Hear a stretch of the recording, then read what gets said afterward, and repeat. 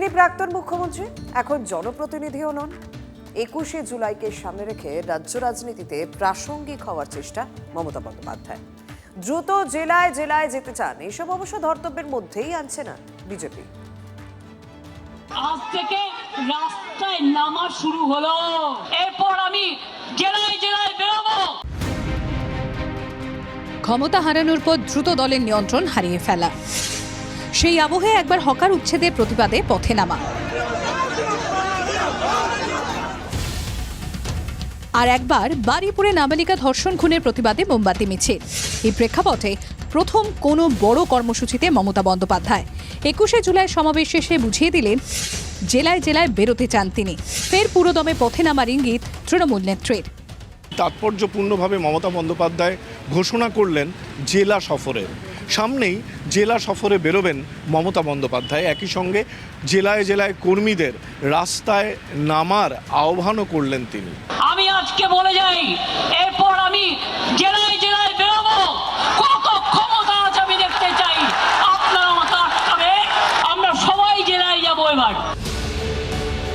তাৎপর্যপূর্ণ বিষয় হলো বিড়লা তারামণ্ডলের সামনে শহীদ স্মরণের মঞ্চে এদিন মমতার মুখে শোনা যায় উই ওয়ান্ট জাস্টিস স্লোগান।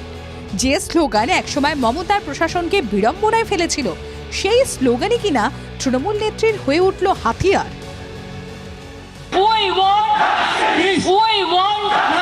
তুমি আমার সিম্বল কাটলে, তোমার হাতে সরকার আছে বলে আমি মানুষ যে সিম্বল গ্রহণ করবে, যদি সেই সুযোগ আসে আমি ছাড়বো না, আমি সুপ্রিম কোর্ট পর্যন্ত দেখব। 1.5 কিলোমিটার দূরে ঋতব্রত শিবিরে নেতাদের ভিড়, কর্মীদের ততটা নয়।